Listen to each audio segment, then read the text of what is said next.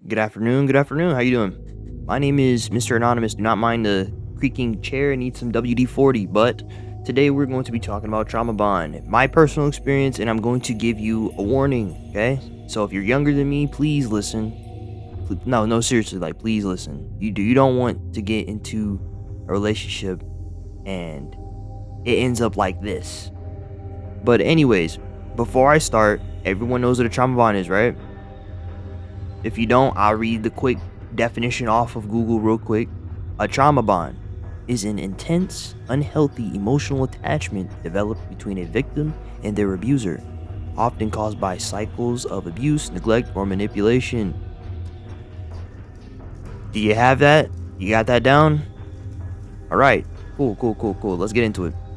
This is basically me saying something similar to what I just told you because I told you the Google definition, all right? And then I'm going to lead in to like 3 points here, okay? All right? All right, let's continue. Trauma bonds don't always start dramatically. Sometimes it starts simple. You like someone, and for a moment, it seems like they like you back. But then they pull away. And then they come back. And then they pull away again. That push and pull, that's where it begins. And it's even worse when you're young and you've never experienced anything like it before. Because you don't recognize it for what it is. You just think something went wrong and you need to fix it. So you try to fix it, and it seems like you did, and then it happens again and again. And by the time you realize what's going on, you're already deep in it. You're already attached. Not because the relationship was good, but because your brain got hooked on the cycle. And once you're deep in a trauma bond, you start losing yourself. And I mean that literally. I went into a depression.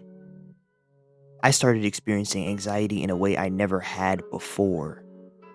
Not just my nerves acting up, like actual anxiety, panic attacks.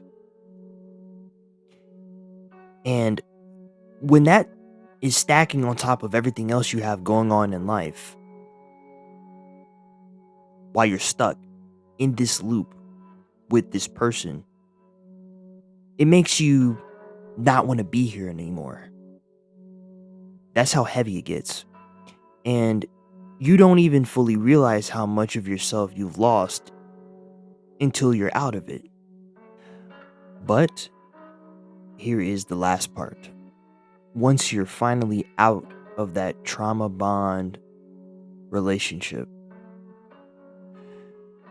you're going to be in this recovery period. All right? You're going to be doing a lot of repairs. The anxiety, the depression, the ideation. You know what ideation is? I can't say it on YouTube, or at least I don't think I can. I don't know. You know? You're going to be doing a lot of repairing. And you're going to probably have like a lot of anger towards that person. You know? That's probably I'm just gonna be honest with you, probably are. I know I did, but yeah, that's it. There's nothing else to it. That's what you're gonna be doing. That's part 3. I know that was short. I didn't have much to say for that. But wait, hold on. No. There's one last thing I didn't say. How to avoid this. Well, the basics, right? What you don't want to do is waste your time on someone that doesn't show clear signs of liking you back. Okay? That's like the number one baseline. That's off the top of the dome. You don't want to do that because that's what I did. And that's exactly how I ended up in that situation. And it wasn't just like a month-long thing. It was years. I just said if you get too deep into it, it's hard to get out. It's really hard. Like, it's terrifying. Truthfully, it really is. But as far as like other things you can take, other steps you can take to avoid getting into something like this, make sure you have yourself in check when it comes to just relationships in order to avoid, any of this nonsense. That's the second thing. Make sure you have your head on straight, focus on whatever you need to do in just your life, okay? And learn from the people around you. So if someone else is having trouble in their relationships and you see things that's like, oh wow, that's horrible, I don't want that to happen to me, keep that in your head, you know save that, save that memory. So just in case you run into someone and they start showing Klein and they start showing signs, I'm not cutting that out, okay? All right, we're still professional over here. But yeah, make sure to remember that just in case you get with someone and they start showing those same signs that you've seen in somebody else's relationship that you saw. That's clearly toxic and a red flag. Okay, push and pull behavior. You know, um, manipulation. What else can I think up off the top of my head? Nah, I think that's it. You get the point.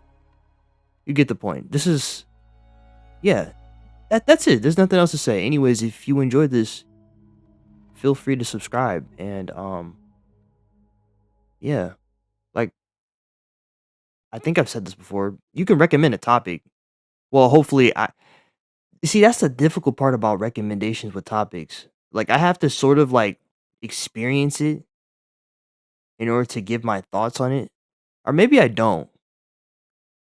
I kind of want to though cuz it feels more organic cuz I can probably give you a little bit of extra detail. Not only that, but literally be an example. Anyways, all right, goodbye. I see you later, okay? Make sure to eat some food and stay hydrated.